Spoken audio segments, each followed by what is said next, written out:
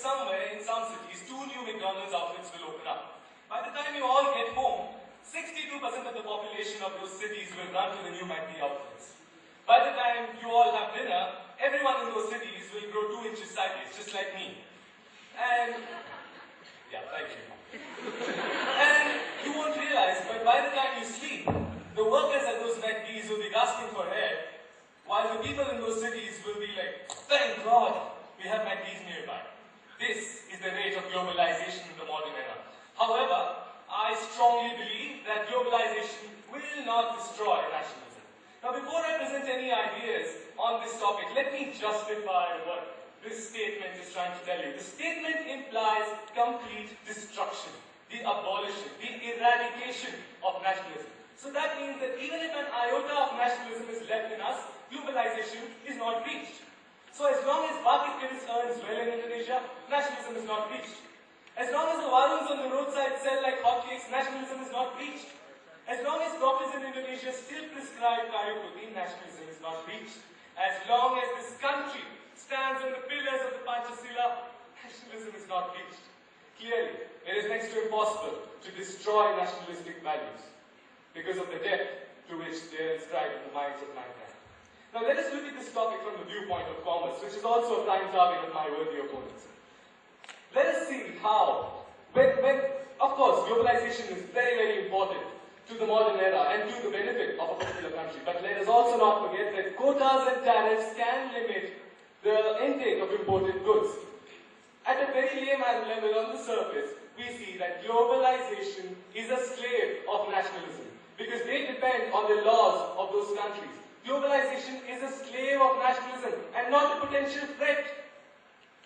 My friends, let me tell you about my personal opinion. I think globalization is a term used to mask westernization. Now, let us take the example of yoga. Now, yoga is to US what McD is to India. On one hand, where we Asians admit that McD is a large subset of American culture, yoga doesn't get similar treatment. In fact, nowadays, even though the US yoga industry does not hide its origins, saying namaste, intoning om, or chanting Sanskrit mantras has become a part of their sales pitch. The essence of exercise is lost. Is this globalization, friends? Of course not. This is all westernization. So by a very abstract and conclusive approach, if there is nothing like globalization, how can it destroy something as well constructed and substantial as nationalism? Friends, nationalism is an innate ability to love your own country. Architects cannot renovate it, businesses cannot incorporate it, developers cannot innovate it, governments cannot legitimate it, lawyers cannot litigate it, scientists cannot formulate it, technicians cannot generate it, only you can orchestrate it. And so, my dear friends,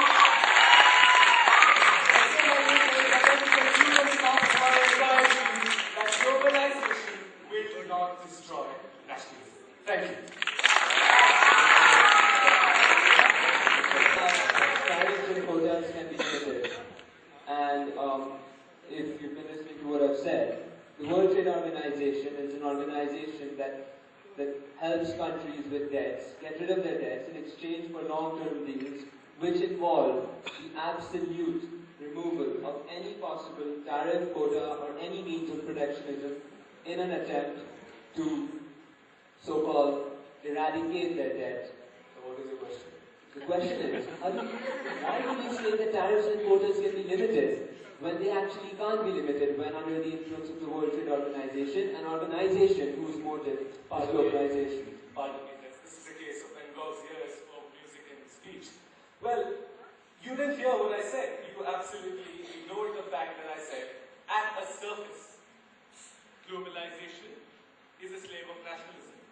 When I said at a surface, it is obvious that I did not go into the intricacies of economics because I am not a commerce student by any kind of, So, what I'm trying to say is that the fact that countries have significant amount of control over the intake of imported goods, the fact that nationalism is not really destroyed because they still do have a hold over what they call imports and imported goods.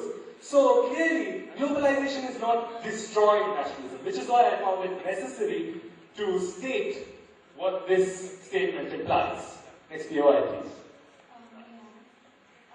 Doesn't the increase of McDonald's and other international products, like you said, de-promote nationalism because people prefer to go to these international organizations and companies more than the national companies because of the advertisement by these? I'm sorry, my dear, I didn't hear your question. Could it be a little louder? You said McDonald's is increasing rapidly. And Could you say that once again? I didn't hear it. I'm serious. you have mentioned that the international companies like McDonald's is improving rapidly. I said Is increasing rapidly. So doesn't this de-promote nationalism because people prefer to go to these international companies more than the national organization because of the advertisement by these companies? now, just as I raised up the point earlier in a previous POI of mine, nationalism will still be preserved because you won't get chicken and rice in KFC anywhere around the world but in Indonesia. In India, I remember at Bombay Central Railway Station, there is a McDonald's which sells samosas. Isn't this preserving a particular culture's nationalism or a particular country's nationalism? Is nationalism being destroyed? Once again, my question, is nationalism being destroyed? Thank you.